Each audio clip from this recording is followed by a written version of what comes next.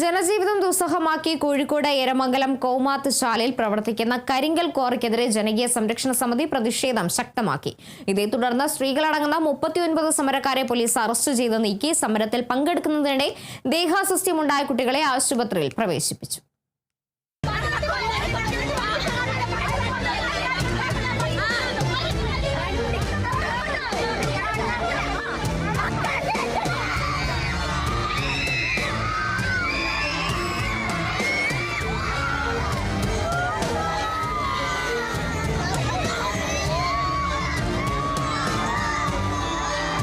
കോഴിക്കോട് എരമംഗലം കോമത്ത് ശാലയിലെ കരിങ്കൽ ക്വാറി പ്രവർത്തനം വീടുകൾക്കും ജനങ്ങളുടെ ആരോഗ്യത്തിനും ഭീഷണിയാവുന്നതായി നാട്ടുകാർ കഴിഞ്ഞ ദിവസം കേരള വിഷൻ ന്യൂസിനോട് വ്യക്തമാക്കിയിരുന്നു.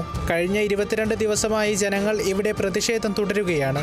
ഈ സമരം പോലീസ് തടയാൻ ശ്രമിച്ചതോടെ സംഘർഷഭരിതമാവുകയായിരുന്നു.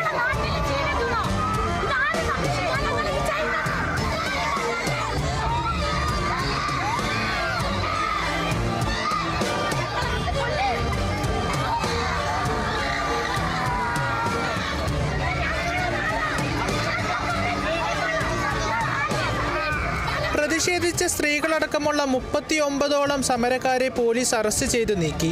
അതിനിടെ സമരത്തിൽ പങ്കെടുത്ത 2 കുട്ടികൾ ദേഹാസ്വാസ്ഥ്യം ഉണ്ടാവുകയും ചെയ്തു. ഇവരെ ബാലുശ്ശേരിയിലും കോക്കല്ലൂരിലെയും ആശുപത്രികളിൽ പ്രവേശിപ്പിച്ചു.